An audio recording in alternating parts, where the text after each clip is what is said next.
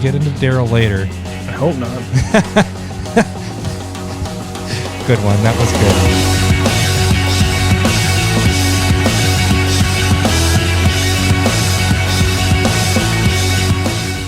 Welcome, CommanderSmiths. We are the CommanderSmiths. I'm Adam Smith. And I'm Lowry Smith. Don't worry.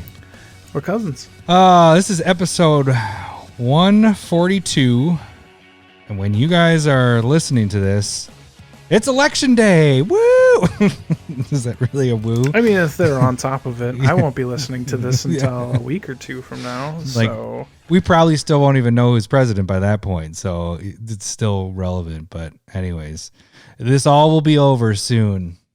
Maybe. I don't know. Let's not get into politics because everybody's probably... I don't even know if we're going to get people listening today because people are dealing with that stuff. I don't know. We got kind of a sweet episode. We changed things up because Commander Legends is insane. Insane. So we kind of scrapped what we were going to do. We've been, both of us, building the Walking Dead decks, and we both have them ready. Yours is ready, right? Yeah. Are you drinking a beer?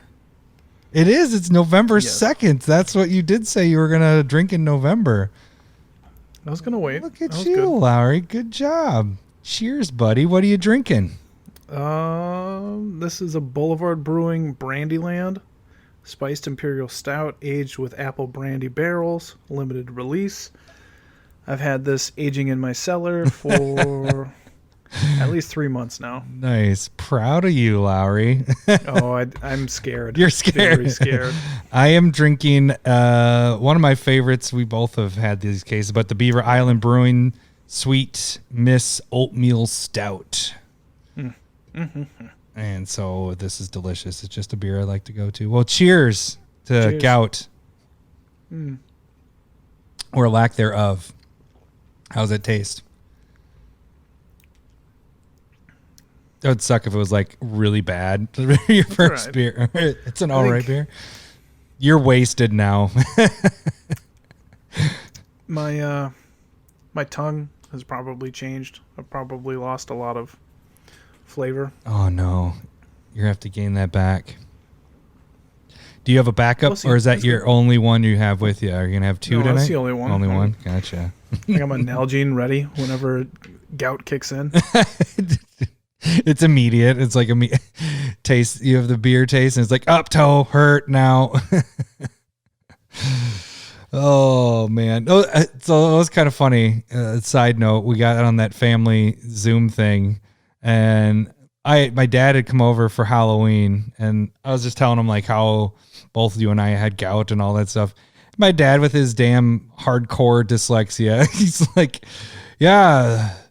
Or I think Grandpa was asking how our podcast was doing. I was like, "Oh, it's good." And my dad's like, "Yeah, they're the Commander shingles." I'm like, "Oh my god." Yeah, Dad. yeah. No, I was there. Yeah. I was there. Yeah, I know. And you're like, "Nope, I had that a few months. I had that last year." That was 2 years ago. Yeah. At this point. I was like, it's "No, the other Dad. old man disease." Yeah, it's Commander Gouts. Okay, so.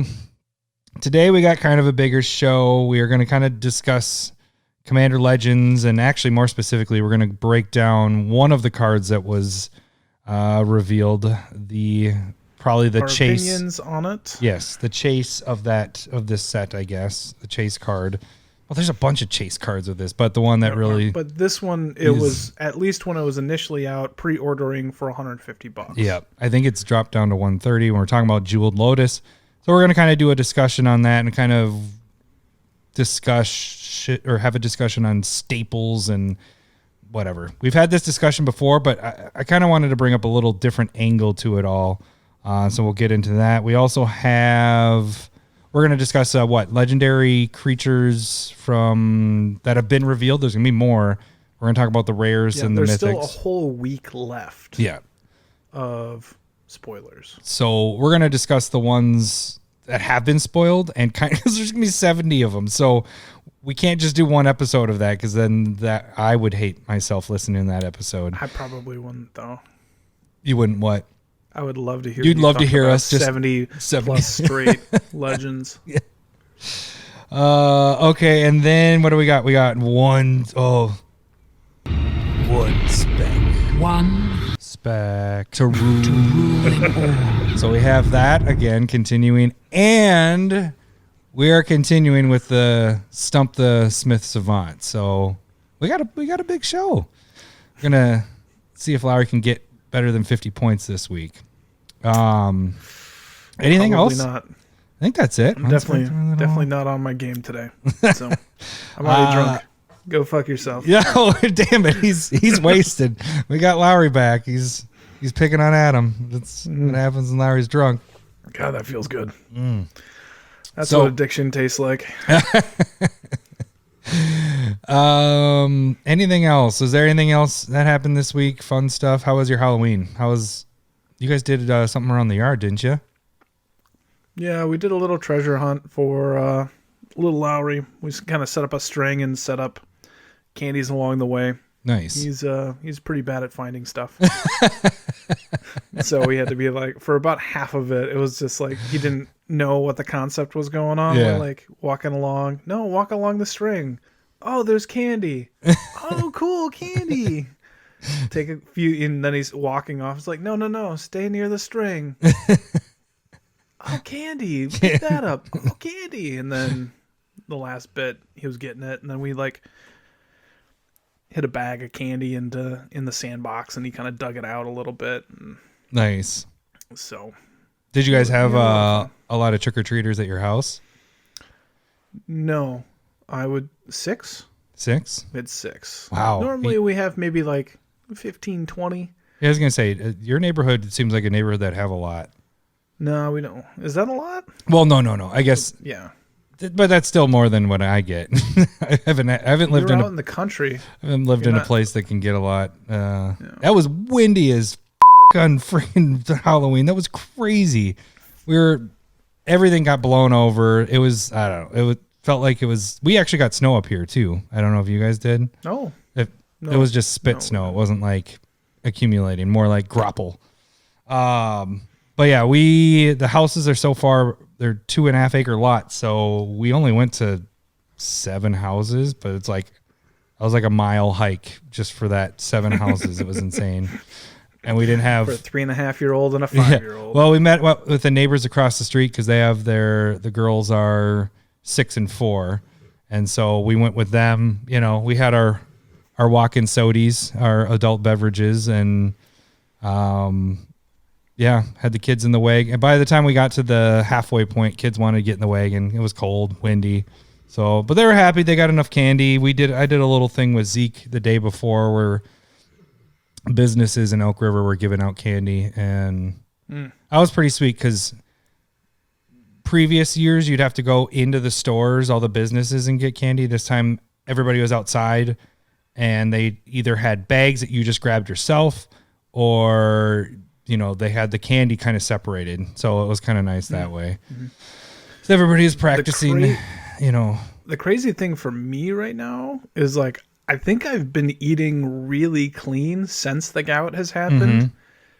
And Saturday, Sunday, and a little bit this morning, I've had less than 10 pieces of candy, and I am fucking hungover.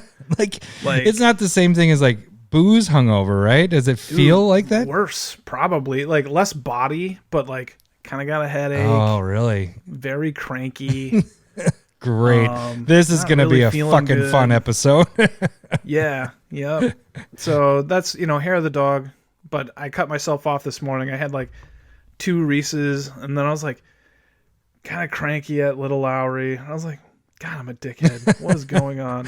And I had to sit down and think about it. And I was like, why? I just got my best 2 nights of sleep in a row. Congratulations, in 8 by the way. months. Yeah, thank you. In 8 months, and I'm an asshole. What is going on?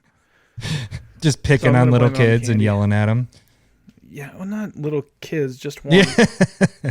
Just one. I can't be mad at baby girl. She can't even She's say 6 anything, months. so that's fine. No. Yeah. I mean, she yelled at me all day too, Yeah, but that was probably something else. Change my diaper. I'm hungry. I'm tired. Repeat, rinse and repeat. She's big time into just like, hold me, because she's teething. She has her 2 front teeth coming in. Still It's like a week, but it was worse last week. So that's always fun. Dad life. Okay. I think that I didn't really. I just threw up hand signs. You threw up hand signs? I didn't even see you. I just went like that. Cut. Dad life. What was that? I didn't have anything interesting happen with me this week. We just had the Halloween stuff. So that never happens. You live such an interesting life. I played on I'm surprised you didn't. Played on cockatrice. Yeah, you cut me off where it just sounded like I said I played on cock, and then that was it. It's new to you, I'm guessing. Played with Trombley, AJ, and Zero on cockatrice on what day was that? Friday, and then I played with who did I play with on Wednesday? I think it was Jaw and Guy. And maybe I think it might have just been us three. I don't know. Days are blending together. So I got to test out my Daryl deck, which was a lot of fun, but I'll talk about that more when we actually do all that stuff. So, Okay. Let's do the tags quick. Patreon. You guys can go to Patreon. $1 more gets you into the Discord. $5 or more gets you Proxy of the Week. We are doing the CS Battle Box League, and we do have the prizes picked out. So if you guys, $1 gets you into the Discord so you can join the league. The only thing you have to do is buy your own box, and then each month we'll add up to 4 packs that you can use towards your deck, and we're going to do this for 3 months. But the prizes are, first place is going to get Scalding Tarn. Second place is Wooded Foothills. These are all from the new expeditions, and they won't be foiled, just be normal, just the regular pack cards. And then third is Morphic Pool, and then fourth place will be Sea of Clouds. So all this with the expedition stuff, and then we also do like a tiebreaker. So whoever has the most tiebreaker points, and we can explain that one later. But Prismatic Vista. So we're giving away a lot of good shit. Yeah, very cool for this stuff. So, but the free way to support the show is you guys can jump on YouTube and subscribe there. Videos to come. Twitter, follow us there. Proxy of the Week is where you can see those. I want to call a new thing that you've been doing a little more regularly is Mail Day. I don't know if you want to, not MALE, but it's mail as in get it, checking the mail. Nice. I almost want to call it CS Mail Day because it's Card Sphere Mail Day because it's pretty much that's all your gettings from there, or trade sometimes. Yeah. And then you can also direct message us there, or if you also wanted to direct message us, you can just shoot us an email at CommanderSmiths@gmail.com. That is our tags. All right. Should we get into the actual episode? Let's see. What were we doing first? Okay. We are doing this. It's time for everyone's favorite game show, Stump the Smith Savant. All right, let me bring that down a little bit there. I love your game show host voice. All right, so I should add her a little.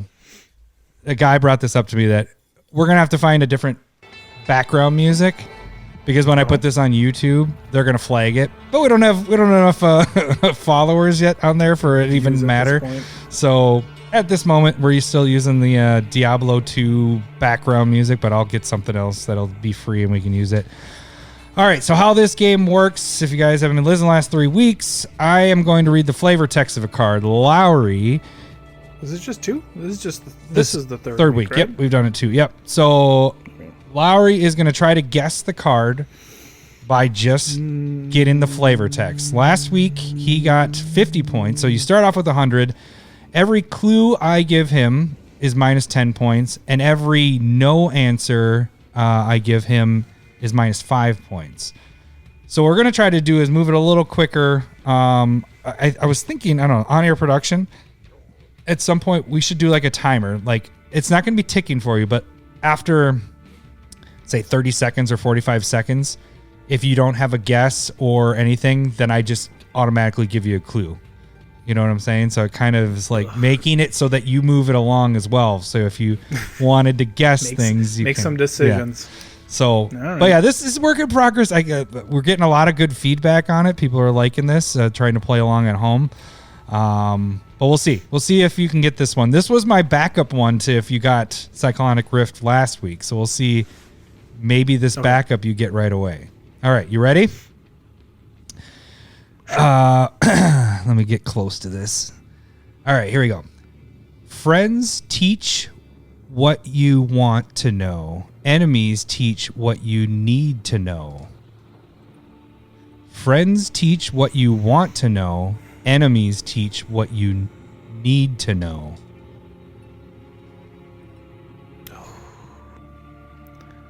All right. I feel like I've definitely heard it. Is it in just slowly narrowing it down? This is Friends teach what you want to know. Enemies teach what you need to know. Is it like Time Spiral newer block? No. Older. Jeez.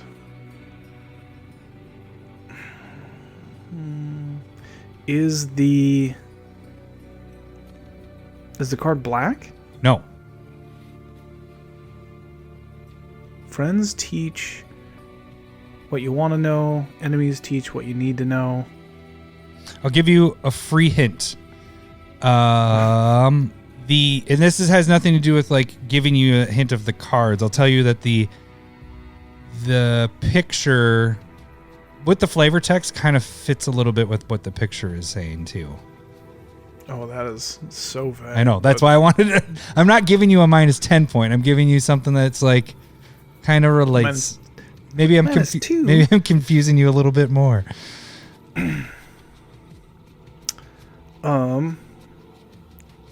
Is it a permanent card? Yes.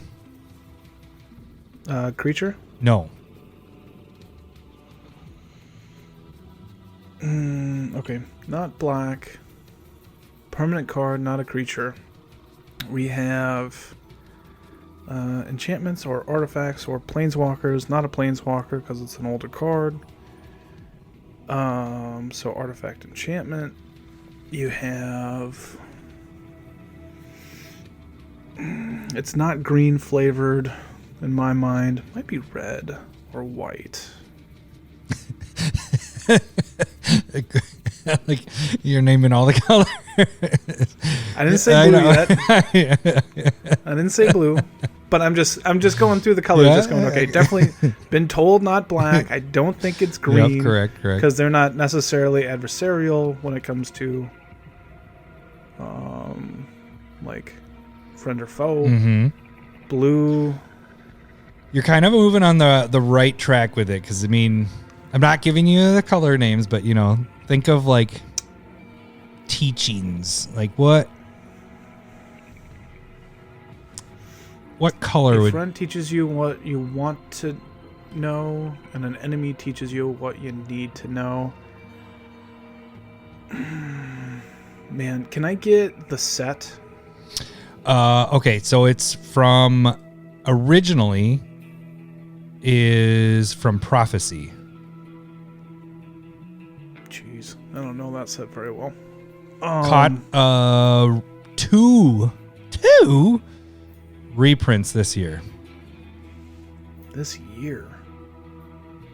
Oh, is this Rhystic Study? Yeah! Ding, ding, ding, ding, ding, ding. Dang it, I give it away with those. Shoot. 2? Dang it. Right on. Good job. Right on. Okay, so your total... Actually, yeah, so that's... Okay, yeah, go ahead. So your total is... You got a 75 on that. Hey, good job, buddy. 50 last week, 75 this week.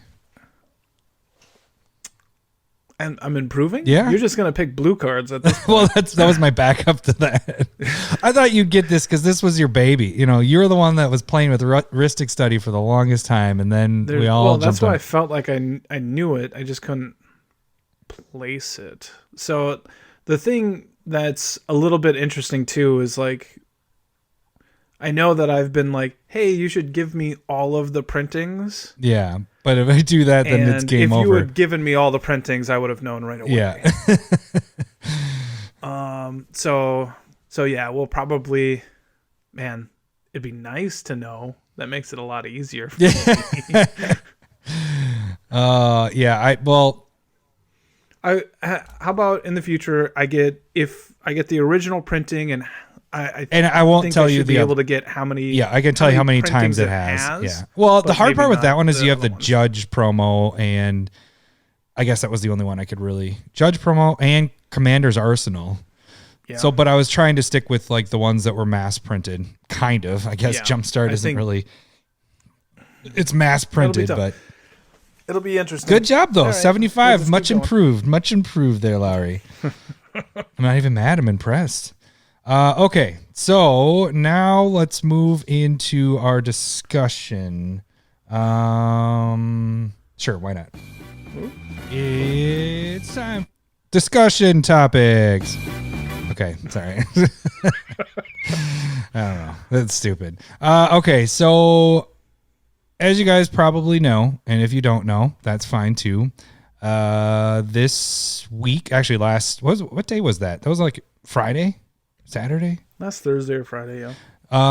One of the cards that got spoiled was a new Lotus. And this one is called Jeweled Lotus. And it's the closest thing you're going to get to basically Black Lotus before actually getting Black Lotus. But of course, it's a Lotus, so it's a 0-drop artifact. Comes in. You can sacrifice it, add 3 of any one color to your mana pool. Spend this mana to only cast your commander. So that's the only downfall of it. Unlike Black Lotus, where you can spend it on anything. Mm-hmm. So then what kind of went crazy is Twitter, everything was going nuts. Like, oh my God, I can't believe they printed this card. And I was included on this is a must include into every single deck. Well, that's kind of what we wanted to discuss is this a must include in every deck, and is this like a staple card that has to go? Is this our next Arcane Signet Soul Ring type thing? I'll be honest, right away, I was like, for sure, this is in every single deck. Why not? Because my view was, and even in a 5-color deck, if it's late game, you get this, you can use this to pay for your commander tax if it died, because, your commanders die and all that stuff. After I've had time to think about it, I think I have a little bit more narrowed down list. What are your first thoughts on Jeweled Lotus? I think in my mind, the clause of can only cast your commander, I think that makes it narrow enough that I like it. Mm-hmm. And the other thing is like, do I like rituals in Commander? Not necessarily, unless they're really big. And all of those are more flexible than this, because this only goes for Commander. Mm-hmm. So I don't play Dark Ritual. I don't play... I hardly play Mutavault, even though it's a really good card. Or Grim Monolith. Those are essentially artifact rituals as well. And so that put me where, like, I'm not putting this in every deck right off the bat. I do feel like it probably should have been neutered a little bit more. So like an ETB effect when it comes in, like can't do it right away. You think it's that good that it, I mean, it is good early. Or exiled itself. Yeah. I think the exile probably could be better with that. I think that would probably be a little bit more fair. Those are just like general thoughts, but the card is super powerful, and I think the biggest problem ends up being like when you have your efficient commanders that are already really good, and then if you're able to get this out like turn 1 or 2. Yeah. And so, I think multiple people are using the example of like Grand Augustine the Fourth or whatever, and Grand Arbiter. Augustine the Fourth. Yeah. If you get a turn 1 Grand Arbiter where everybody's spells cost 1 more and yours are 2 less, or 1 or 2 less, like that's already a dick commander to play with. So if they get it on turn 1, you might as well just start the game over. Right? So, but like that it creates unfun game states from turn one. Mm-hmm. So it's like, is that okay? And that's turn one. Like, I think you're worrying about that. What's not going to happen necessarily all the time. The problem ends up being like, nobody complains about turn one. Is it Mutavault? The one that's 0 mana Mana Crypt comes into play. Mana Crypt. Nobody complains about turn one Mana Crypt because not everybody has it because it's $100 card. And this is, like you said, it's 130 right now. Yeah. If everybody's running this, then it becomes more commonplace that you get a turn one Jewel Lotus and oppressive game states. And that is something that I think you do want to avoid for the sake of fun of your play group. I think that's something to consider. Yes. What do you think's more unfair, this or Mutavault? Mana Crypt. I did it. You said Mana Crypt. Which one do you think is more unfair? I think Mana Crypt is better because you continuously can use that too. Yeah. For a zero drop. This is giving you 3 one time, as long as you don't bring it back and all that fun stuff. And it's only for your commander. Mutavault is for anything. Yeah. And I think even looking at like those ritual type cards that can go into other cards are nice, right? They give you a lot more flexibility. Like, what happens if your commander's already out and it's like turn 6 or 7 and you draw? It's such Lotus? a dead, it's kind of a dead card. Yeah. Like you're saying, unless maybe it's really good in one of those like where you want to sacrifice your commander, right? And then this gives you that boost afterwards. That was one of my key points I put is like the decks that this works with is I think 1, 2, and 3 color decks. Anything more kind of gets a little. It depends, you know. Yeah. The other part I was saying like mass multicasting decks, so self-sacking if you're planning on your commander going to the graveyard a bunch, or going to the command zone a bunch. What's the Dusk Rose? Yeah, the vampire. Yeah, Alonda. Yeah. Dusk Rose. Does that sound right? Or if it's a commander that gets targeted, so when you play it, you tend to lose it a lot. This might be a good card to have in there because you're going to be playing that commander multiple times. And then the last thing I said was high casting cost commanders. So this could help you get those out, not be so far behind with the ones that are, 5 or more casting costs.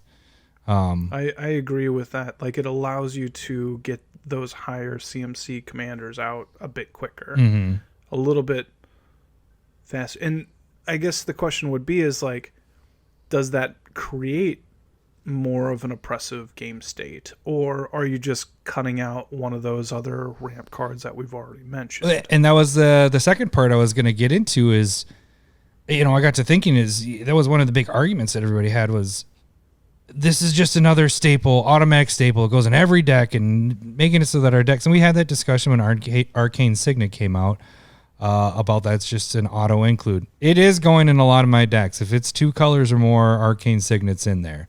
But at what point do we get to that we have all these staples? You can't have your every deck is a staple. You know what I'm saying? Like, there's a point where you're having to choose which staples go in there.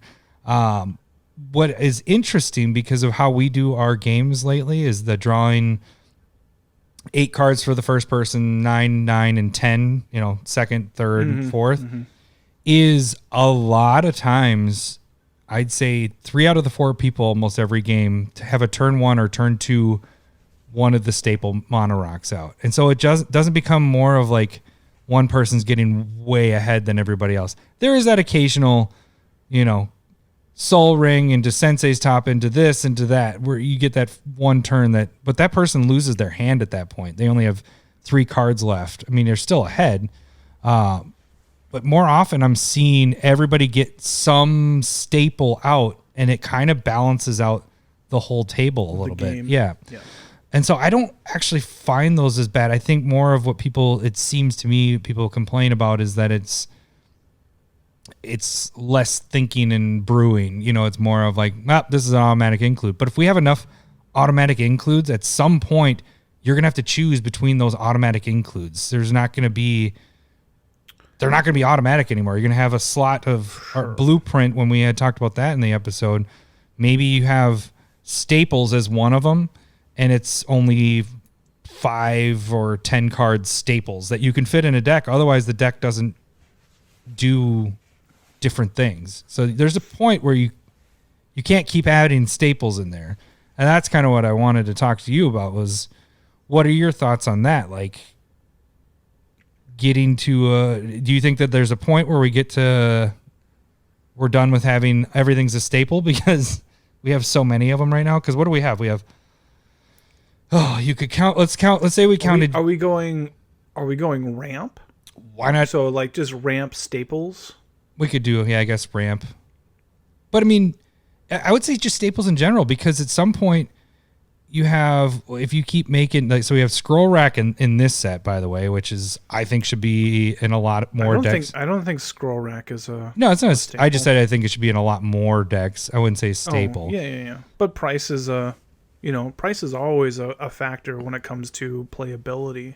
Yeah, so you have how many people are playing it. So you have Sensei's top. You have, if you're playing green, Sylvan Library, and I used to play Miri's Guile, but now owning Sylvan Library, and we've had that discussion before, where I was always using Miri's Guile, you were using Sylvan Library. Sylvan Library is just an easier way to get more cards in your hand. That's for sure a staple. Yeah. Oh, yeah. So, I mean, okay, so you got those. We have Sensei's top. I already did that. So we have Soul Ring. You have Arcane Signet. I would say Mutavault is one. I'm indifferent. Again, I feel like those ritual cards, that's, unless you have a way to make Mutavault work a little bit better, like if you're running Voltaic Key, Manifold Key, Unwinding Clock, or something that's going to untap your Mutavault is just a ritual. Or Mana Crypt, sorry. Mana Crypt. Okay, dang it. Now we're going. I'm flipping them back and forth. I meant Mana Crypt, yes. I guess I would put Jeweled Lotus in the category of Mutavault, Grim Monolith, Basalt Monolith. So not in every deck. It has to kind of fit with it. I feel like this is going to get in more often than not, though. I mean, I just don't think it's necessary.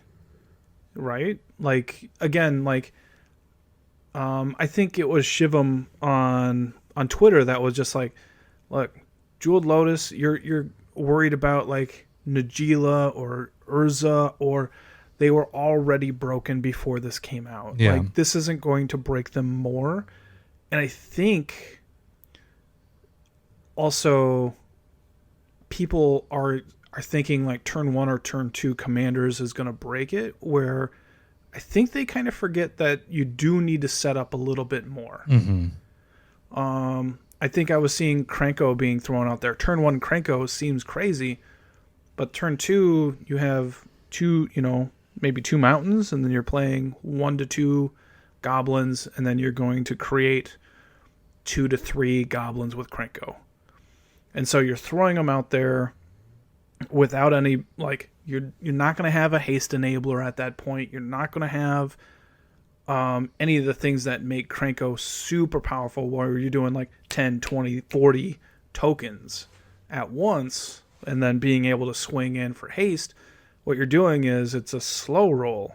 And I think that's the same thing with Urza. Turn 1 Urza gets you Urza with a 1/1 golem and 1 island. Like, it's too quick for Urza to be crazy. Mm-hmm. Right? Najeela is pretty aggressive, so that could be working. Like, the big one was Grand Arbiter, where I was just like, man, that seems oppressive. But if you're playing with somebody that plays that deck, they're just a dick. Trombly. No, I'm just kidding. You're a dick. Like, turn 2 Yarok sounds scary in my mind. Yeah, you'd have to have the turn 2. You couldn't get turn 1. obviously. I mean, you still could with more like a Lotus Petal or Chrome Mox or something. Yeah. So you can do it.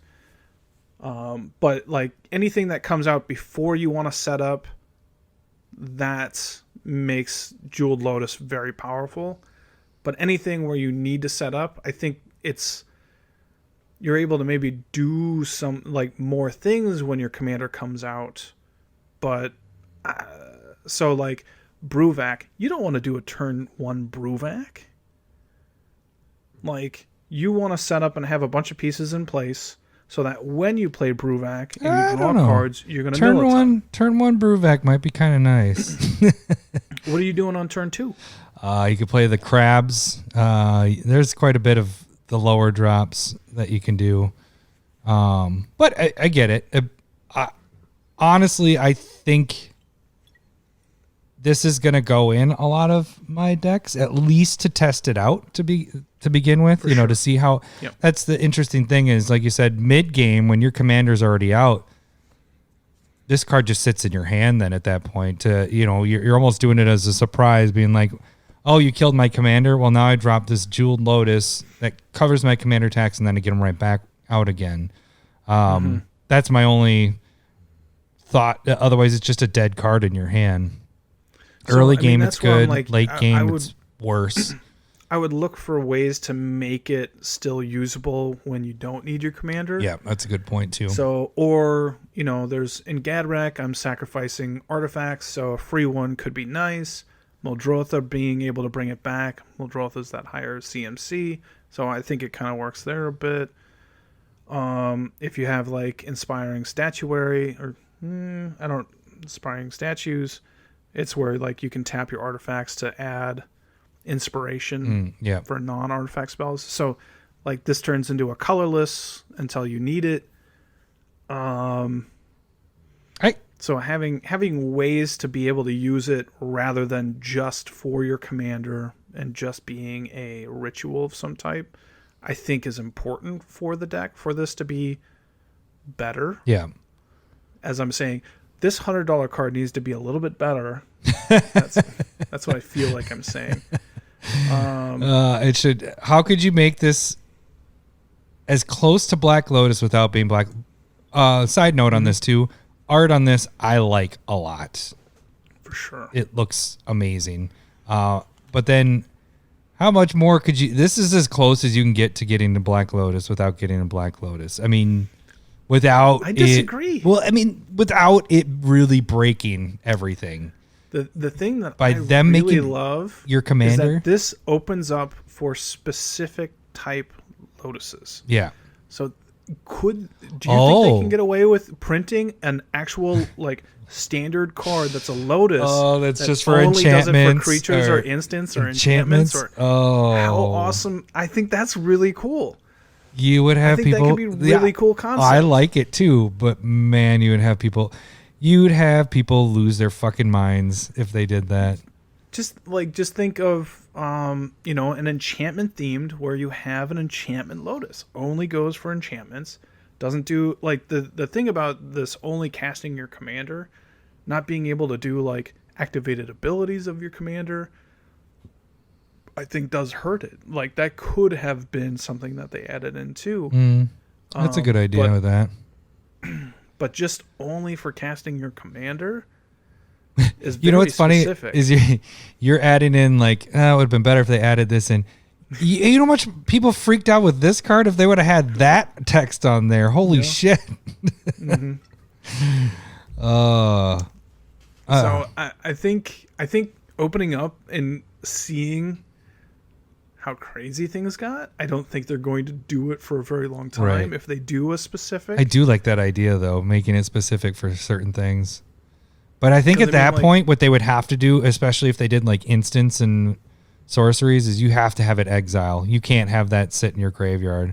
I would agree. I would think Spellslinger people would be able to abuse that, even with artifacts or whatever. Yeah, it would be crazy. Yeah, but I really like that idea. Or both, and enter the battlefield tapped and exiles when you use it. Like, could be both. So you can't just like fucking like Lotus on turn one. and just like fucking go off.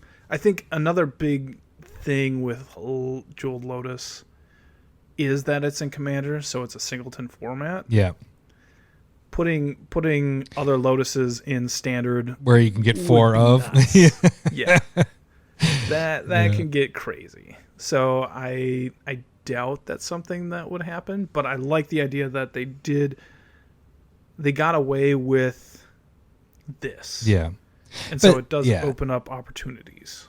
They can do that with Commander. I mean, just think of Command Tower. It's specific for your commander's colors. Actually, that's, it's an amazing land. Anyways, this card, I'm hoping, I can't believe I even said it on the Discord, but I was like, yeah, if this gets down to $15, I'm buying a ton of them. When did you say that? I said it before when it got spoiled, and I was just it was before any of the first prices came out. I was like, yeah, this gets down to 15, I'm picking up a crap ton. And I'm like, man, if this gets down to 50, I'm not picking up a crap ton, but I see this fitting in. Like I said, I think I'll probably put it in a majority of my decks, really to get a test and see how it plays. That'll be one thing to figure things out, see if it really becomes a dead card at certain points of the game. And I generally only play, my favorite colors is normally 2. I'll do 3, but it's 2 to 3. Most often deck is made with 2 colors. You're more of a 3-color player, right? Yeah. And that's my second most, is doing 3. I hate doing monocolor. I've done a couple of them this year because it was fitting in with what we were doing, but I just hate being handcuffed like that. So I think this will fit in really well with me testing it, because I think it works really well with 2-color decks. And so I'll put in a lot of those decks. Are you going to try to use this at all, or what? Well, we first have to get it. I guess that's the other part. If we get it, right. I am not purchasing this. No. If it gets down to 15. Yes. Because I feel silly not having the Dominaria Mox. Oh, Amber, the Mox Amber? Yeah, I was just like, it'll go cheaper. And then you're like, oh, I'm wrong. Yeah, I feel really silly because I spec'd on it. And I was like, fuck, this isn't moving. So I just sold them for even money, basically. I think it paid for my Mox Amber that I got, and that's it. And then they spiked right after I sold. And then you had like a tweet from, was it Chilcott, that was like, it's great when you can sell cards while you're on a plane flight and it pays for your ticket out to Hawaii, and you're like, holy fuck. Son of a bitch. Yeah, no, that sucked. I was like, I sold them all, and it was more of it was a did I sell them on eBay? Yeah, I think I did sell them on eBay, but I sold them, and then they went up to, what was it, $20-$30 or whatever they went up. Yeah. I think I sold mine for half that. I think they went for $9. So good for me. Okay, I think we're done with that. We want to jump into the other stuff, actually talk about some of the spoiler stuff. Is there anything more you want to talk about? Let's do that. We'll start. There's 3 mythics we're going to talk about, and then we'll move on to some of the rares. And I think at this point we are just, to put it bluntly, we are filling time.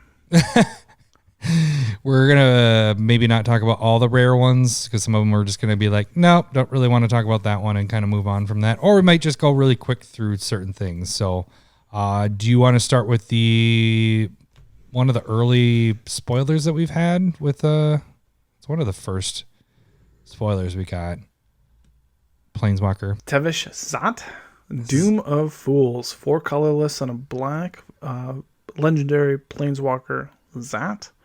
4 loyalty when it comes in. You can +2 it to create 2/0/1 black thrall creature tokens. You can +1 it. You may sacrifice another creature or planeswalker. If you do, draw 2 cards, then draw another card if that sacrifice permanent was a commander. And then you can -10 it. 10 it. There we go. 10 it. Gain control of all commanders. Put all commanders from the command zone onto the battlefield under your control. All of them. All of them. Even yours. Yes. So if you have a partner, so it can be your commander, and it has partner. Just crazy. If you have been living under a rock, partner's coming back. Yeah. partner everywhere. There's a ton of partners. This card's insane. I mean, the ultimate is, right? Yeah. And you can sacrifice you're either sacrificing a permanent to draw 2 cards, and then if you're sacrificing another, if it was a commander, you get to draw 3, and that's a plus? That is a plus to at least sack 1, draw 2, maybe 3. I mean, you turn 1, you plus 2 it to get the thralls out there, and then your next turn you're plus 1 to sacrifice a thrall and drawing 2 cards, and it just keeps going up and up, so it protects itself. This guy's pretty crazy. The one benefit is he doesn't ultimate off of doubling season, which is good. Yes. Because then that would just be I feel stupid. like this card could be really good with like that Lotus card we just talked about.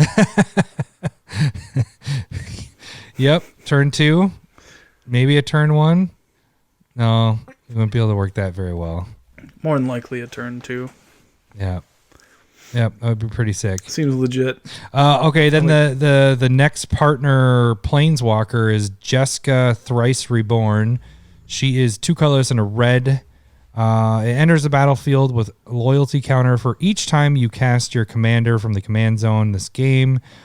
0, choose target creature until your next turn. If that creature would deal damage to one of your opponents, it deals triple that damage to that player instead.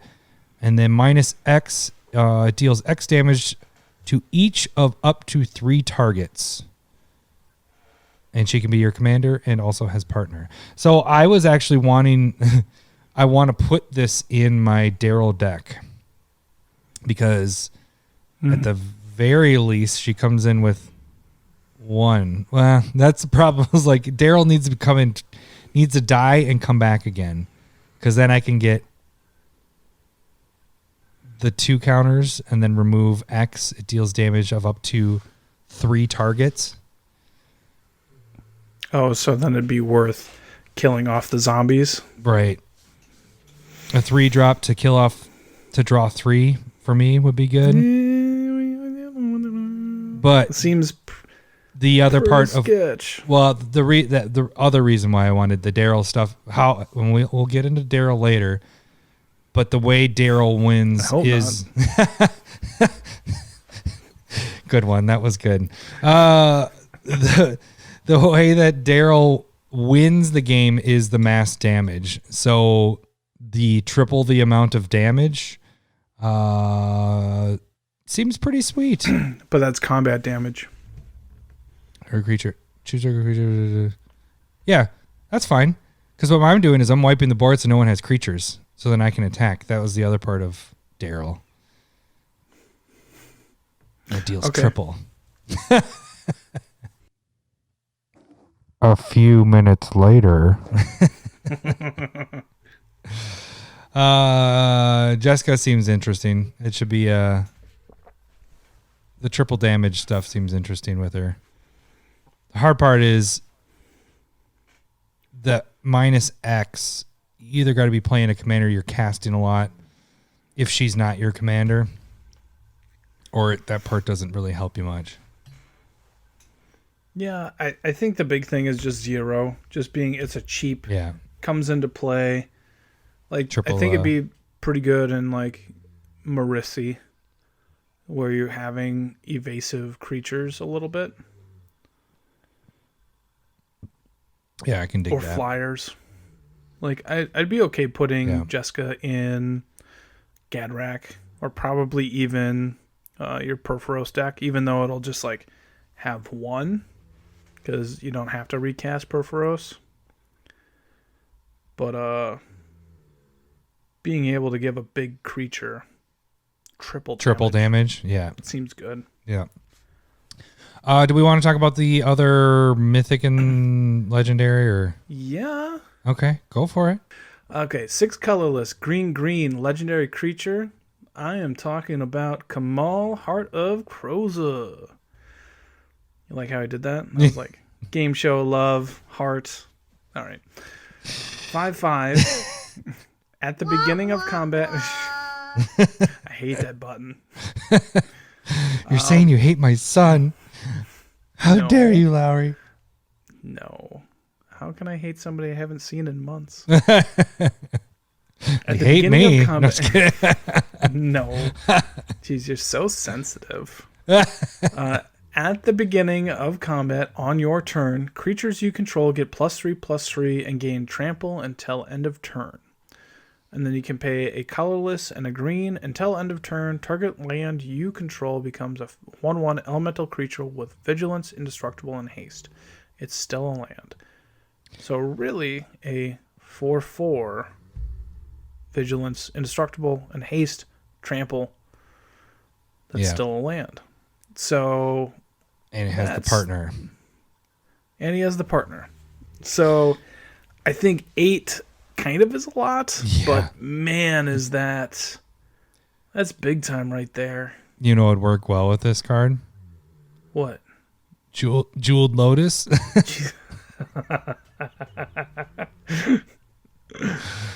I agree. Yeah, That'd be great. 6 turn 5.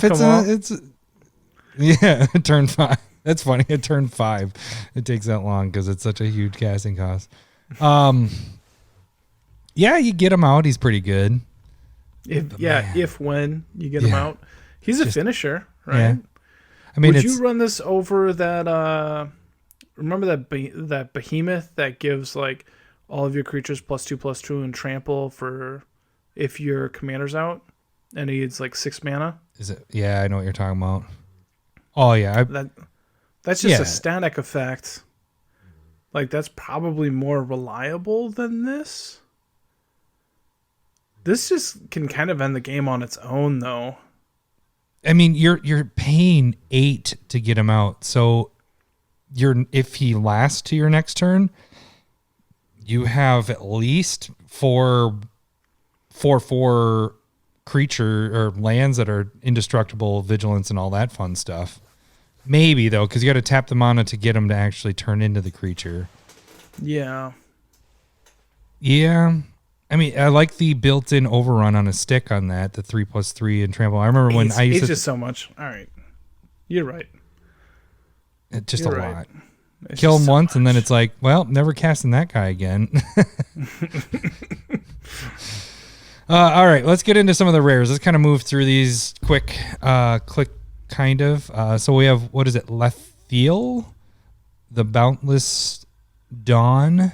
So this is 2 green and white for a unicorn with, it's a 2/2 lifelink.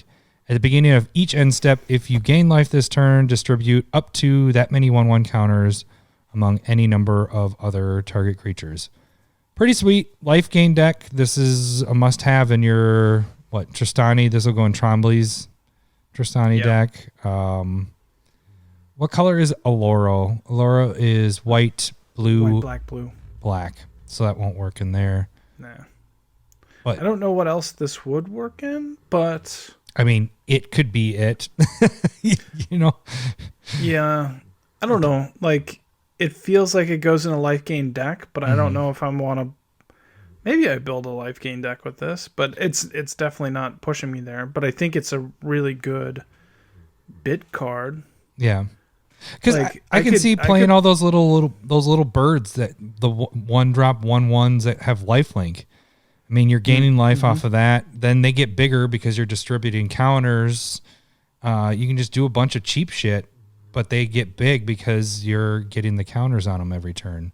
Yeah. I can see myself, I mean, probably won't, but this could go into Omnath, where I'm gaining life, 4. That's a good point. At least every turn. Every turn or other people's turn, because it says at the beginning of each end step. Yeah. So if you're gaining on other people's turns, it's... So it's a lot quicker than Heliod, Sun-Crowned God, where it's just 1 for the trigger of life gain. Right. Putting 4 counters, distributing them however I want. seems pretty solid as well. So I think anywhere where you're gaining a ton of life, this can get out of hand, where you're just making huge creatures, right? For sure. That's what I was thinking. You're just dropping a life gain meat force out, and then they just turn into this beater with just gain life while you're doing it. It could be an interesting deck. I don't know. That might be something to look into. Yeah. It'd be just straight up life gain. So I think the more interesting commander is the next one that you're going to talk about here, because this guy's crazy. I'm disappointed. Why? Why are you disappointed? Oh, we'll talk about it. I think the colors are wrong. Navineral, Urborg Tyrant, 3 colorless, white, blue, black. It is a 3/6 zombie wizard. Navineral has his own disc, so yep. I believe everybody knows that one. And he's actually holding it in the picture, I believe. I'm almost positive. Oh, it's around his neck. Oh, yes. I see that. Okay. I was just looking at his hands, and I'm like, that's a staff? And then it's like a fist. Then it's just his junk in the other hand, so that doesn't... Adam is wrong. Right. So it has hexproof from artifacts, creatures, and enchantments. So cannot be targeted by those things of an opponent. When Navineral Urborg Tyrant enters the battlefield, create a tapped 2/2 black zombie creature token for each creature that died this turn. So that's any creature. Can be tokens, can be non-tokens. I think that's a pretty cool, important part. Board wipe before you do this, then drop him out. You got a ton of mana, but... I mean, I'm casting my that last commander. Fuck yeah, I have a lot of my... Do you know what'd be really good with this card? Wrath of God. I was thinking the Lotus. No, that's 3 colors my borderline. Yeah, I think you're right. Get this out on turn 4. I'm okay with that. And then the kicker is when Navineral dies, you may pay 1. When you do, destroy all artifacts, creatures, and enchantments. So, why are you disappointed? What color does it need? Okay, so can I ask you one side note really quick? What? Is Taka snoring in the background? Yes. Okay, because I can hear it. So if people are hearing that snoring, it's his dog. Because I'm like, what is that noise? Normally he's really into the show, but tonight apparently he doesn't want to listen about. You guys are talking about cards. I am bored. God, how about you just laugh? So I have a pussycat on my lap, and she doesn't make any noise. She's just headbutting me. Pussy on my lap. You didn't accidentally say it like that. Okay, back to the card. So my problem is okay. So when you pay the 1, when it dies, it destroys all creatures, which would go with black, and all enchantments, which goes with white. But the artifacts goes with blue. Right. And blue doesn't destroy artifacts. Red destroys artifacts. So to me, this should be a Mardu commander, white, black, red. But it's following what the disc does. Yeah, I understand that, but the disc isn't blue. I'm just saying it should be a white, red, black. That part is the disc. That's just what's around his neck. That's all that's doing. What? But what part of that is blue? What? What part of that is blue? It isn't. It's just like an accessory. It's like having his equipment on him. He has the disc on it. So you're saying blue is... red is an artifact color as well. So I think they messed up with it. Well, let's see. Let's break down the beginning part. So hexproof from artifacts, creatures, and enchantments. We'll give you hexproof. What's a hexproof giver? Every color kind of do that. Blue kind of does that. Maybe that's blue. And then you go to the next part. It enters battlefield, create zombies. Of course, that's black. So then white would be the one that would be off there. But destroying multiple things is a white thing to do. Yeah. So maybe that's what it is. The hexproof is the blue, the black is the zombies, and the destroying is the white. Because that's the only thing white can do good. I think it should just be red. This would have been such a cool red, black blue or red, black, white commander. In my mind, that would have been very different from what other, like, this is just kind of maybe another Esper commander. I don't know, like, there's how different it is for that, because you already have Liesa, which is like whenever you attack with zombies, you make zombies and you draw and discard. Like, that already makes zombie tokens, and maybe that's why they put it in there too, even though that's a red, blue, black. That, like, making zombie tokens is more like Grixis colors. So I don't know. Yeah, because you do really have blue. Cool. You have blue zombies. Blue and black. Yeah. Red zombies. That's where it's like a little squishy. Where like zombies isn't really in red. Yeah. But I still feel like it would have been better there. Because zombies aren't in white. Maybe a little bit with Amonkhet, but... Yeah, because you got the embalmed stuff was white. All right, let's move off of that and move into some of our single-colored legendary. This one's freaking insane, but it's... I'm going to be doing this a lot. The kid can't even read sounder on this, but Eligeth, Crossroads, Augur. One, kid can't even read. 4 and 2 blue for a 5/6 legendary Sphinx flying.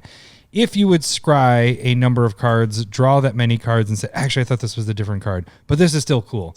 It does have partner. I think this is kind of cool. There are a lot of scry stuff out there. So basically it's just replacing anytime you would scry, you draw cards instead of that. Seems interesting. You could build a scry deck around it. I just don't know what you win with. Because right when this came out, I'm like... You win with drawing cards, Adam. You keep scrying. You keep drawing. Come on. Opt just draws you 2 cards at instant speed for 1 blue. No, there's a lot of cool stuff to do with this. Preordained draws you 3 cards for 1 blue. You have an Ancestral Recall with you. Jesus. Well, you play Thassa. You get to draw a card every turn. You play...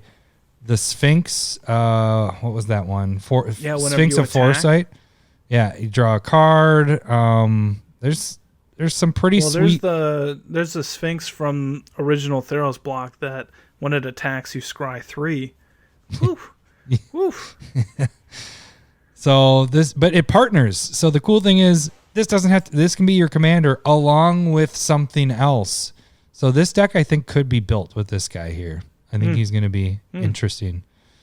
Why don't you move to the black vampire? All right, this one we've known for a while. Yeah. Senjar, the Dark Baron. 4 colorless black, vampire noble. For 4 flyer. Whenever another creature dies, put 2 1/1 counters on Senjar. And then whenever another player loses the game, you gain life equal to that player's life total as the turn began. And it does have partner. Interesting. It's not going to be normally a lot unless somebody's really beaten down and they had a lot of life to start. It's probably normally going to be like 5, 10, but it's still, you're gaining 5, 10 life. Baron can get pretty big. Yeah. Right? But no, I'm just saying the life gain part. You're not most likely But I mean, gaining if you're it. able to swing in and Kill somebody with him. Senjar, like, that's going to at least be, 10-ish. You can swing for the fences. Nice thing is it says whenever another creature dies, it isn't a non-token, and it's for everybody's creatures, including yours. So you can sack stuff to take advantage of that, get him bigger. Well, again, what isn't good with Grave Pact, but everybody sacrifices a creature then, and then you're putting 2/4/6 counters on him. He's a 10/10 with 1 Grave Pact. And he's your commander, 1 swinging. If you get him big enough. Yeah. It seems pretty interesting. I love that we got so many more partner stuff, because now it's just endless of the combinations we can do here. Okay, the one red one that we have here is Karak Krk the Thumbless. 1 colorless, 1 red, Goblin Wizard. We finally get to see him. He is a 2/2, and whenever you cast an instant or sorcery spell, flip a coin. If you lose the flip, return the spell to your hand. If you win the flip, copy that spell. You may choose new targets. And he is partner. This seems actually pretty decent. It kind of sucks that you're potentially countering yours, but you're not really countering it. It's bouncing it to your hand. But if you're playing a deck that you're more like, it's more on the casting of spells part of it, like they don't have to resolve necessarily. If you're getting triggers off of casting, this could be really good because you're still casting that one when it's returned to your hand, and then you cast it again. Maybe it's doubling, maybe it's tripling it. And it's a partner, so you can also get more than just the red color. You can mix them with blue or whatever. Well, this seems like it could. Yeah, the two that come to mind for me is like I could do this in Calamax. So if Calamax is tapped and I cast the instant, it's copied. That copy doesn't return to my hand, so that automatically happens. And then if you flip the coin, it would also be copied. So make that other one. Too bad Calamax isn't partner. Then you could partner with Calamax. Yeah. So here's the partner one would be Vile Smasher the Fierce, the red-black partner one from the original. And you're casting the spell, and if you lose a flip, that spell goes back to your hand, but you're still doing the random damage with Vile Smasher. So that could be kind of cool. Being able to just like purposely lose, but doing some type of delve spell or something big that's a little bit free. I didn't read the flavor text before. It just says double or nothing. That's pretty sweet. I have both his thumbs. I'm trying to sell his foil one. I got that foil one for so cheap. It went up like crazy. Did you see what it was at for a little bit there? It was like 150, right? Yeah. It was never sold for that. Do you know what you could have gotten for that? There's almost that jeweled Lotus. Something. Yeah. Jeweled Lotus? Thank you for saying that. I keep on forgetting the jeweled part. I never forget jewels. Don't forget the jewels. All right, move on to the green guy. Kodama of the East Tree. 4 colorless green. Everybody's heard of Kodama. He is very popular. This card, this legendary spirit, is a 6/6 and has reach. I got it, because Kodama's reach. Get it?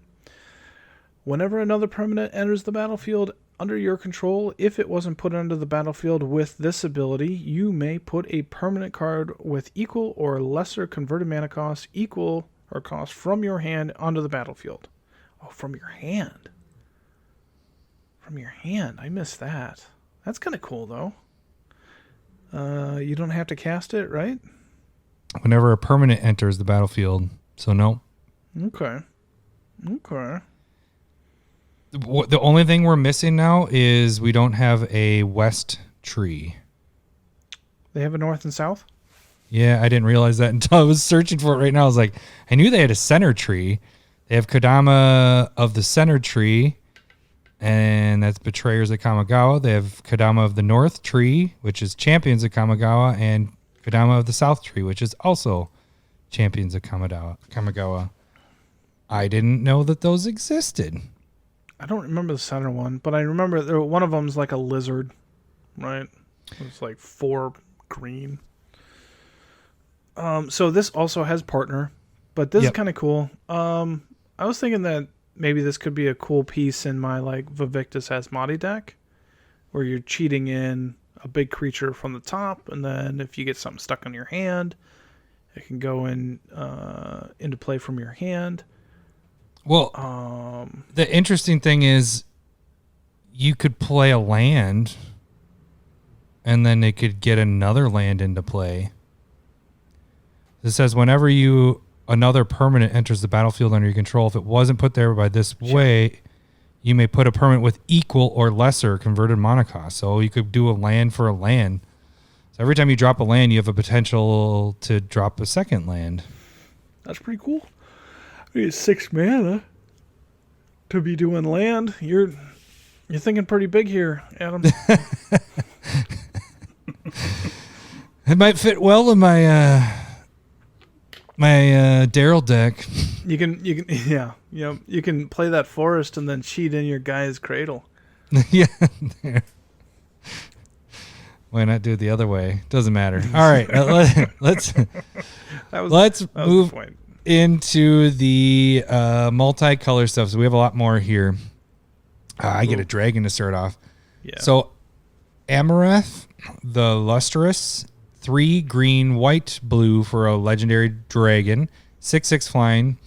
Whenever another permanent enters the battlefield under your control, look at the top card of your library. If it shares a card type with that permanent, you may reveal that card and put it into your hand. Pretty sweet. Whenever another permanent enters the battlefield under your control, look at the top card of your library. If it shares a card type with the permanent, you may reveal the card and put it in your hand. Pretty sweet. So again, you play a land. If it's a land, it goes right into your hand.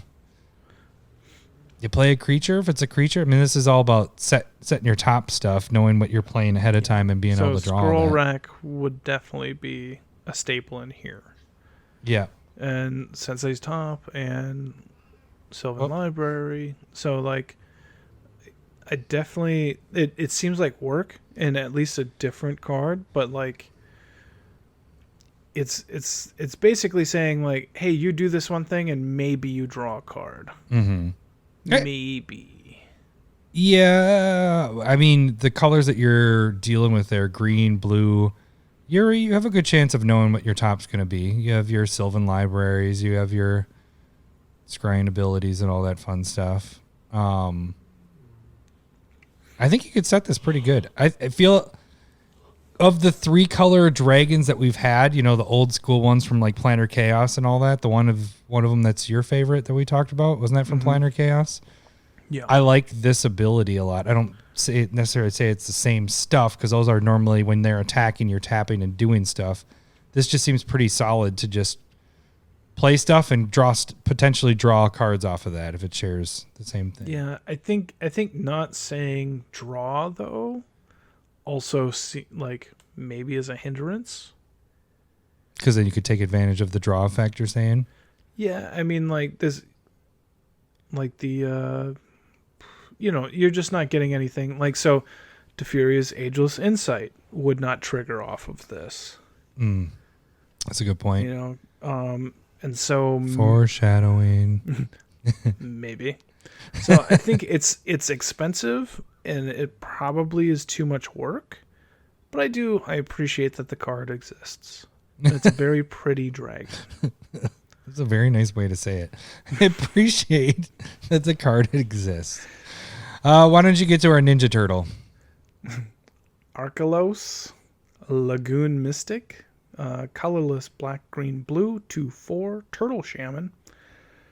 As long as Archelos Lagoon Mystic is tapped, other permanents enter the battlefield tapped.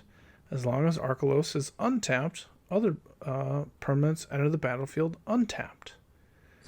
It's weird that it had to have that second part. Life is not a race. Remember that flavor text, Larry. It might be on one of our future episodes. I hope it's next week. Otherwise, I'll forget it. Don't you think it's weird that they have that second part? No, I think it's really cool. What's your problem? Oh, okay. Never mind. So it's saying that if you're playing stuff that is tapped, like comes in tapped, it's going to have it come in untapped. What? Your dog is so loud untapped, snoring. Things come into play untapped. If it's tapped, things come into play tapped. Correct, but I'm saying you could play cards that naturally, like the 2 land bounce lands where you play it and they come into play tapped. Yeah. If he's untapped, it's coming into play untapped. So it's kind of like your Amulet of Vigor on a stick with this guy. So I was thinking, I was like, I wasn't thinking about that. I thought it was just saying if he's untapped, this doesn't happen with them coming into play tapped. That's why I was like, this is stupid that they have that part, but it's doing an Amulet of Vigor type effect. So to make it a little bit more specific, Amulet of Vigor is a trigger. So it would multiple amulets, like when you have something come into play tapped, you can stack it. This is a replacement effect. So they enter the battlefield tapped or untapped, not untap it.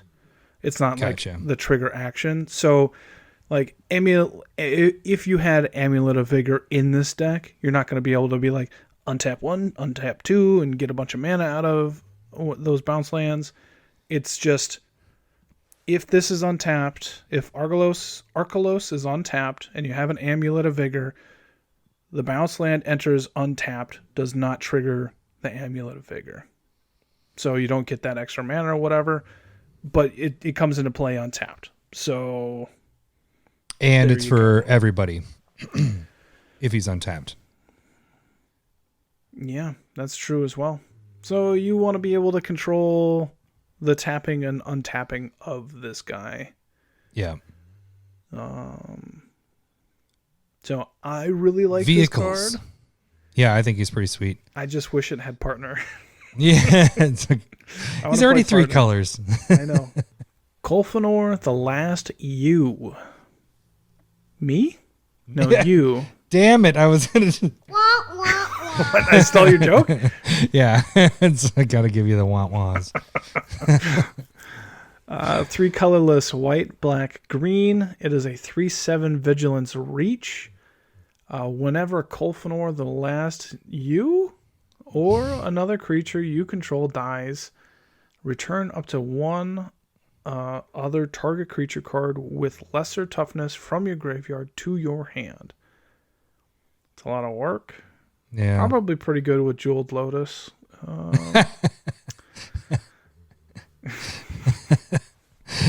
Oh, that should be the name of the episode. Probably good with Jeweled Lotus. But I think because Colfenor is from the original. It's not Lorwyn, but it's probably Morningtide or something. Is that like Doran block type thing? Yeah, yeah. Okay. It's probably Shadowmoor, I think, actually. So, but now Colfenor was the last you. And not indestructible anymore, which is probably going to get chopped down here soon. It totally looks like an Ent from Lord of the Rings, though. It does. Right? Yeah, it does. All right, next one is it Ghen? Arcanium Weaver? Ghen? Again? Ghen? You want to do Colfenor again? No. Red, white, black. Human Wizard, 2/3. You can tap red, white, black. Tap him, sacrifice an enchantment, return target enchantment card from your graveyard to the battlefield. Kind of sweet. Bringing back enchantments, enchantment base, flipping them, all that fun stuff. I don't like that card. Go to the next one. Let's go with Gnostro. I'm going to guess he's Italian. Voice of the Crags. Colorless blue, red, white. 3/3 Chimera. Tap it. Choose 1. X is the number of spells you've cast this turn. Or scry X. Or Gnostro Voice of Crags deals X damage to target creature. Or you gain X life. Oh, it fits all those colors. Blue, red, and white. Yeah, that's great. This would be good if it partnered with the Sphinx. The one that scried? Oh, shit. Mm-hmm. That'd be huge. That seems sweet. But it doesn't have partner. Wow. So I think this card is cool, but like how many cards are you going to be casting? So you want this to be pretty low, right? Maybe just artifacts. Yeah, like something like the Lotus. This seems like it'd be good with the Jeweled Lotus. You were like you couldn't remember, and then I forgot it, so that's why I called it the Lotus. The Nino. Banish for the Nino. The Lotus. I was gonna call it the Kaleidoscope Lotus, and I was like, nope, that's not the name. So I'm just gonna call it the Lotus. Do we want to talk about Muldrak? Skip that one. Yeah. Do we want to talk about Hans? Hans isn't that good. Before Gore Muldrak was a card, there was somebody on Twitter posted it, but there was 2 salamanders. Yeah, it's a fucking salamander commander, but there was 2 salamanders previously to this. No, they were blue. Oh, I guess there are salamanders from three way red- back in the day. Red salamanders. No, there's two blue ones from core sets like 2011, 2012 or whatever. But they mention Gore Muldrak. So, but there are salamanders from like Tempest Block. You're right. I forgot about them. But those are red, so they don't even fit in this color at all. No, they don't. No, they don't. I want to talk about Hans for the flavor stuff. Maybe you don't. Okay, so Hans Eriksson, 2 colorless, red, green. It's a 1/4 human scout. Whenever Hans Eriksson attacks, reveal the top card of your library. If it's a creature card, put it onto the battlefield tapped and attacking, defending player, or a planeswalker they control. Otherwise, put that card into your hand. When you put a creature card into the battlefield this way, it fights Hans Eriksson. Flavor text. Nothing could ruin such a fine day, Safi. So Saffron olive. no. Well, it kind of looks like him, doesn't it? No, that's what the Goldfish's episode today was like. They made a card just for you, Seth. And it says Safi. Saffron olive. So Safi Eric's daughter is a card from Time Spiral. Mm-hmm. Do you remember that one at all? No. Green white. When it's you can sacrifice it to bring back a creature that when it dies it comes back into play. And then there's Oh, okay. I'm looking at it right now. So green. and then for white. Remember Lurgoyf? Yeah. Our Loogie old for. school, yeah, Lugi for. Its flavored text is Ox Hans Run. So this is Hans. The person that was saying Ox Hans Run was Safi, who's in the background of this card, pointing at the Lurgoyf, about to tell Hans to run. So it's all like really close together type thing. Oh, that's kind of cool. So Lore time with Larry. And there's even an unhinged card that's called Akhan's Run. So it's a running gag they got going on. And God, it looks great. So in your Safi, it says, in a blink of an eye, she strode from deep snow to dusty waste. From the crease of light behind her, a voice rang hollow. Safi, wait for me. So yeah, that's Hans going like, oh, wait for me. Wait. But she's probably in the time spiral type thing. So she survives. And I don't know much about that, but I would assume that she survives and then sacrifices herself and Hans comes back. Partial lore time with Larry. All right, moving on. I think it's cool. So that's pretty sweet. That's cool. I like the pointing. I didn't notice that. I like the dog is back to snore. Taka. It's fine. Hey, Taka. He's tired. We didn't do anything today. He's tired. We didn't do anything. All right. Liesa, Shroud of Dusk. Mm-hmm. 2 and 2 white and a black for a legendary creature angel 5/5. Rather than pay 2 for each previous time you've cast this spell from your command zone this game, pay 2 life that many times. Flying lifelink, whenever a player casts a spell, they lose 2 life. So it's everybody taxing everybody from casting spells. From what I understand, lore-wise, so this whole set is dripping with lore and nostalgia. This is Liesa is a sister to Sigarda and Bruna and Gisela. So, Okay. it's white red, white green, white blue. This is the white black version of it. But when Avacyn was created by Sorin, Avacyn looked for Liesa and I believe got rid of her. That's what I was understanding and hearing. So she is dead. But what? She kind of comes back. So and she had to pay 2 life every time she came back. Yeah. So, but Avacyn looked at the black mana and said, that's bad. Need to get rid of it. And so I don't know much beyond that part, but I think it's really cool, and you can kind of tell from the staff that she's doing. That's kind of a Innistrad staff. Partial lore time with Larry. Moving on. Good at this one. All right. This card's great. I love it. Nimrus, Una's Trickster. 3 colorless, blue-black, 1/6 Fairy Knight, flash flying. Whenever you cast your first spell during each opponent's turn, look at the top 2 cards of your library. Put one of those cards into your hand and the other into your graveyard. I like that. Pretty sweet. Yeah. Yeah. I mean, it totally fits the theme of Lorwyn and Shadowmoor and... yeah. I don't know what I could do with it, but it seems cool. Mm-hmm. Then we have Obeka. It's old Becca. Maybe Obeka. Brute Chronologist. There we go. Kid can't even read. 1 blue, black, red for a legendary. Remember when I called it an org? When the kid can't even read back in the day. But Ogre Wizard. It's a 3/4. Tap it. Target player whose turn it is may end the turn.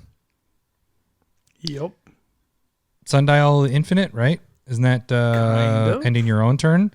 But this is the person's turn gets to choose if they want to end it. Yeah. I like that little wrinkle.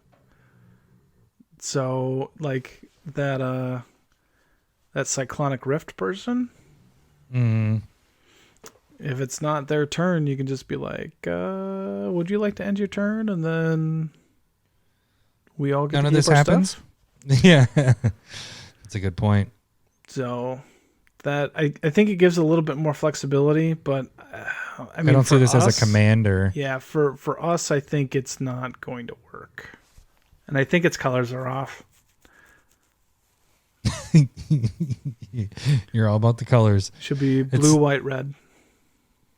For your future notes, it's flavor text. I'm bored with now. Yeah, that makes sense. Mm-hmm. That makes a ton of sense. All right, why don't you bring us Mana Burn back? Yeah. I'm bringing Mana Burn back. Yeah. Yearlock. Nice. Yearlock of Scorch Thrash. Colorless black, red, green. 4/4. Viashino Shaman. Vigilance. A player losing unspent mana causes that player to lose that much life. And then you can pay colorless, tap it. Each player adds black, red, green. Love that this is Jund. Totally makes sense. Don't gotta mess with colors at all. I'm glad they got your approval. Yeah, the vigilance doesn't make sense there, but I mean, they want you to be able to utilize that. Yeah, burning everybody for 3. That part makes sense, but so I think this is sweet. I love that there's a card that brings Mana Burn back. I hated Mana Burn, but it's funny that they have a commander that deals with just that, which kind of cool. So, like, is there ways? So there are some cards that allow you to give mana to players. Not a lot. No, not a ton. Not that I can think of off the top of my head. And then there's the red cumulative upkeep red enchantment.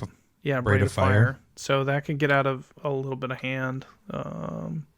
But they got to be playing that, or you know what I'm saying? Like, yeah. Or like a Gaia's Cradle that you can't use all of the mana. I mean, I don't know. I tend to use. At this point. Yeah, I was gonna say I tend to use up. I don't normally have mana just floating there. So really, this is like trying to lightning bolt each player for 3, but a lot of times you can use it for shit. You have things that tap for it. There are cards that make everybody like tap their mana. Oh yeah, you have the one. If they tap 1, they got to tap it all. Yeah, Mana Web.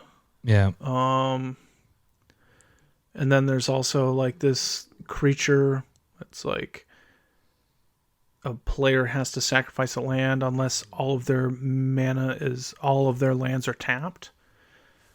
And to tap your lands, you have to create mana. So that's a way to have something floating. Or the there's a couple of cards that could be kind of cool in there. So I dig it. Yeah, it's all right. I don't think it's doing a whole ton though. Yeah. No. This next one is, oh man, pouring salt in the wound. This thing is kind of brutal. Zara, Renegade Recruiter, 3 blue and red for a 4/3 flying human pirate. Whenever she attacks, look at defending player's hand. You may put a creature card from their hand onto the battlefield under your control, tapped and attacking that player or planeswalker they control. Return that creature to its owner's hand at the beginning of the next end step. So it's like you're attacking with her, and it doesn't even have to be, get through. It's you choose this player, and then you're taking something out of their hand and then hitting them with it. They're not going to want to necessarily kill it unless they have no answer for your Zara. So it's just, I don't know. It seems kind of brutal. This could be seems really cool. I like that a lot. It seems like you're going to become the enemy of the table unless you find somebody that has like Craterhoof Behemoth, or you're doing a Blightsteel Colossus. You're like, all right, kill you. She touched my leg. Okay, kill him. Or, I don't know. It seems like it could be a brutal thing, but a lot of fun. I like or it. 3 for, yeah. Take their stuff and sacrifice it before it goes back to their hand. Oh man, what a dick. Then you just added more dickish to that. Whoa. That is natural progression of stealing other people's creatures or permanents. All right. I think that was it, right? Are we done? We're done with all that stuff? Done? No, we still have one more segment here. One Spec to rule them all. All right, so this time we are moving back to M21, and so we both kind of went through it. There's actually quite a few cards in there, but we both picked out one spec to rule them all. Did you Lowry, post a button for that? No, I did You the just said that spec. All right. Do you want to start off with your spec? I am going to go with Teferi's Ageless Insight, which I said earlier. The showcase Backshadowing. Showcase foil sitting about right around $3. And the card And that's for the foils too. Yeah, foil showcase. And the card is, I think there's a lot of potential for it. And that's more of where I'm looking at it. Like in comparison, like it's just saying like if you draw a card, you're gonna draw another card. And I think this goes really well in cantrippy decks. And so I've added it to Calamax, and it just gives you gas. And also I've added it into my Glen deck, which there's like a sub-theme of looting there. And so instead of like tap, draw a card, discard a card, it's tap, draw 2 cards, discard a card. Or, and so you have that kind of thing going on, and it just gets you there. Like it puts you a little bit over the hump. Kind of similar to El Hamrite's Archive, which is colorless but 5 mana and has a doubling the life gain thing. So I just think there's a little bit more room there. I think it could probably showcase foils. I can see getting up to like $10 for sure. I mean, it's already in 3,600 EDH rec decks, so it's in quite a few decks. And the cool thing is that the wording of it's not weird, but when you first read it, it's like if you draw a card, except for your first one you draw in each of your draw steps. So if you're drawing a card on somebody else's turn, that's why you were saying any of the stuff where it's draw 1 and discard 1. If you're not on your draw step and you're drawing a card, you're drawing 2 instead. So it's pretty sweet in that aspect. Yeah. So the card just is really quite good.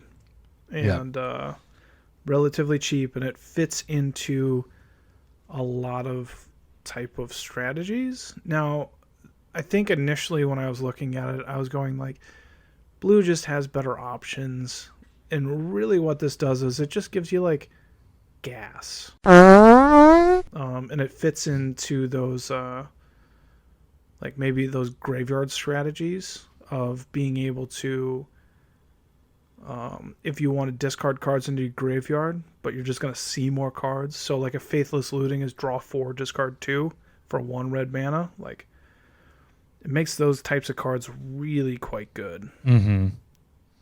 Can I say one thing that I really love that you used 2 times now?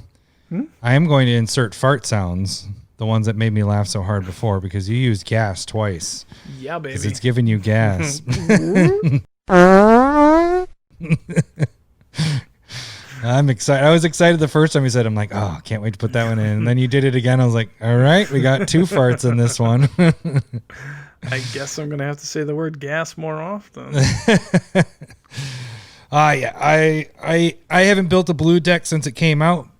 Have I built a new? No, because the one that I added, my card pick here is I added to a deck that I already had. But yeah, I definitely, Teferi's, if you're drawing more cards than what you would normally off your normal draw step, this is a for sure add.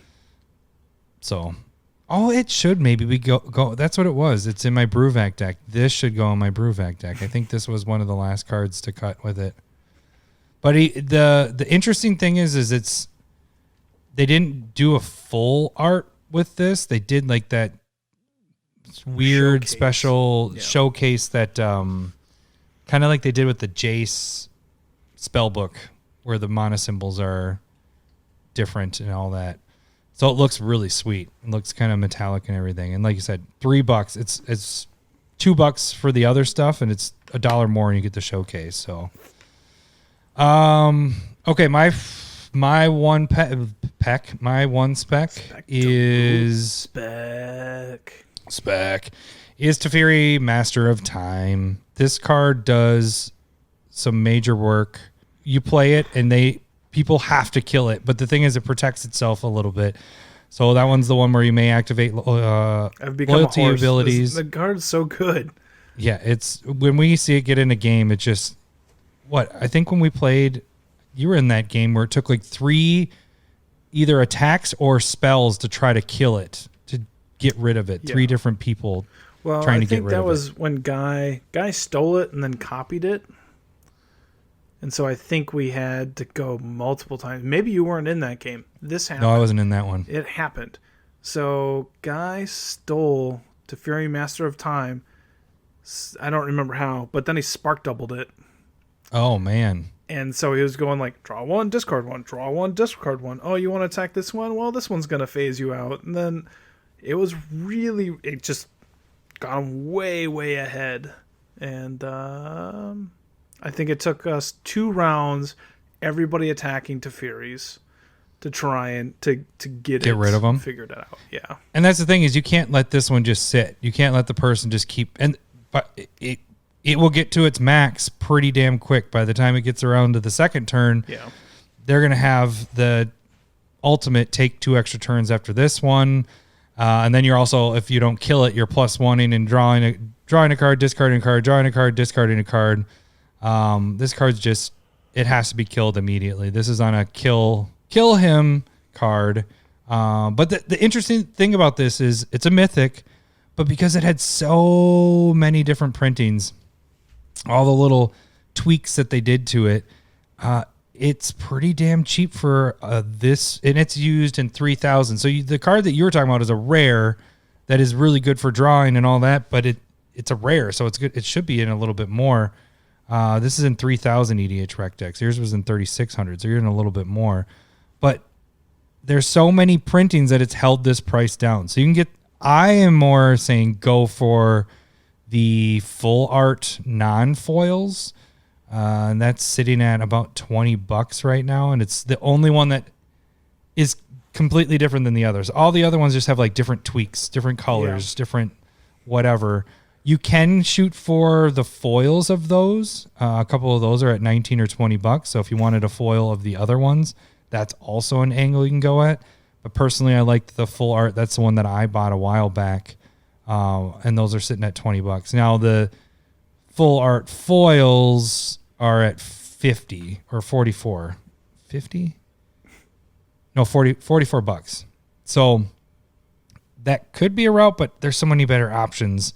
you can get them for a lot cheaper by going with either the foil ones with the other art or just a full art non-foil, because this is going to go up. This is just going to be used in every blue deck should have this, because it has kind of a bit of target removal, getting rid of a creature, having it phase out. It's not killing it, and it's giving you draw right away multiple times. You're probably getting at least 2 times to use the draw effect off of it.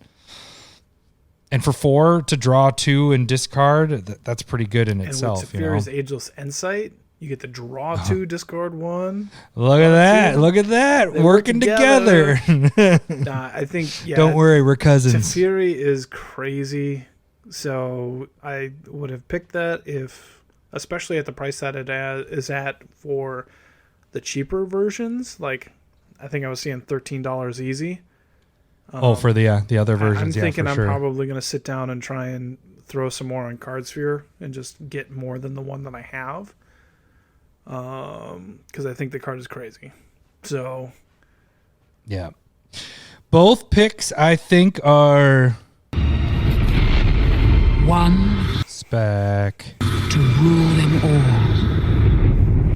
I think yours for sure could get up to 10, especially you get the foil showcase ones. I think Teferi could go from a $20 card, easily hit 40 within a couple years here. So I'm in the same boat. I think I already picked up a bunch of yours, Ageless Insight. I only have the 1 copy of Teferi just because, it's a higher buy. So I'll probably try to pick up a couple more. All right. Well, you guys can catch us next week. thanks for listening. See ya. Bye. See ya. Did I say something weird there? Did I do it different? Okay. For some reason, it didn't register that was what we're doing. I was like, what did I fuck up there? Because he's not starting it. I was going to try and play it off like there's a delay.